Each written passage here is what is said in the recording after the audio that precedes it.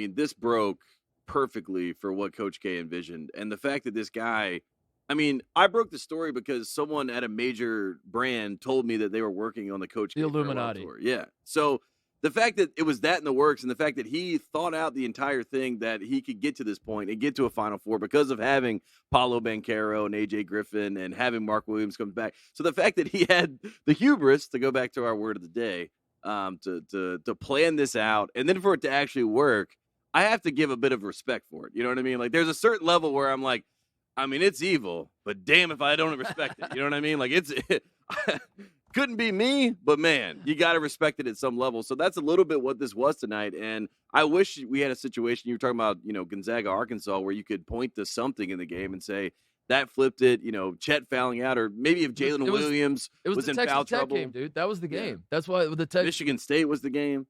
And we all know Sam Meninga was the one who was going to stop the Blue Devils with Davidson.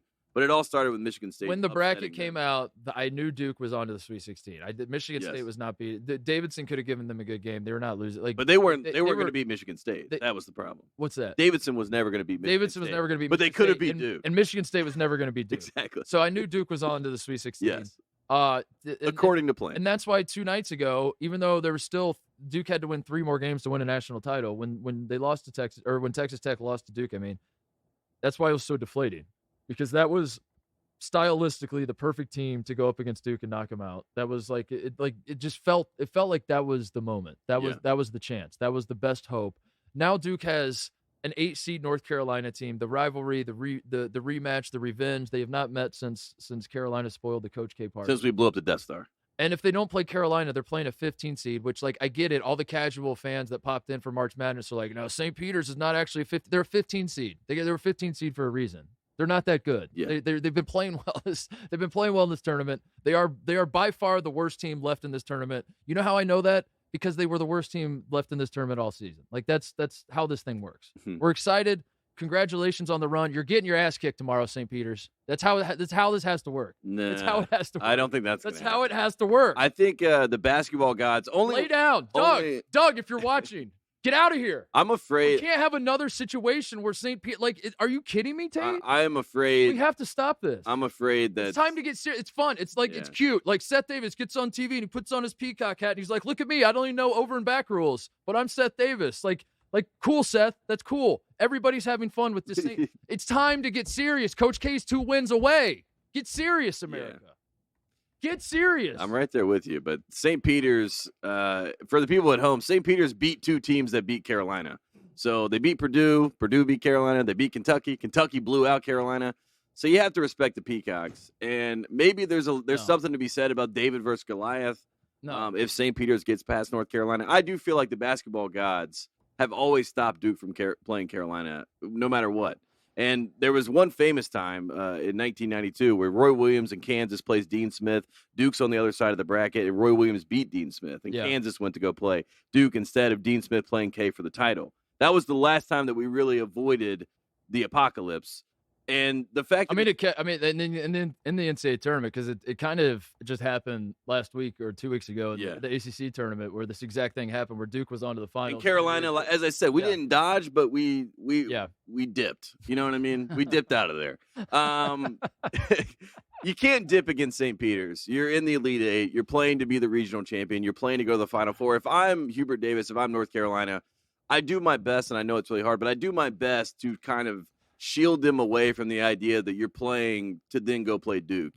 Try your best not to think about Duke, because it's not about Duke. And I will say this, for the people at home that are trying to find a spin on this for North Carolina, everything that Duke has done in the tournament so far, playing zone, getting Jeremy, all these things, all these adjustments, North Carolina knows this team, and you can't just go zone against North Carolina because they know how to beat a zone because they went up against a zone in Jim Boeheim. So a lot of the tricks that they're using, luckily, are not going to work on North Carolina. So that is the one thing that you have solid. This is my plea to America. All of the people that popped in for March Madness that are saying, Tate, how wouldn't it be so cool if St. Peter's already beat Kentucky? What if St. Peter's then beats North Carolina? And then, oh my God.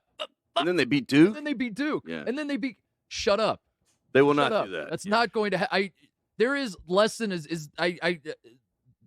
what's less than 0? Negative numbers? Negative. Do those exist? Yeah. That is the % chance that St. Peter's would have against Duke.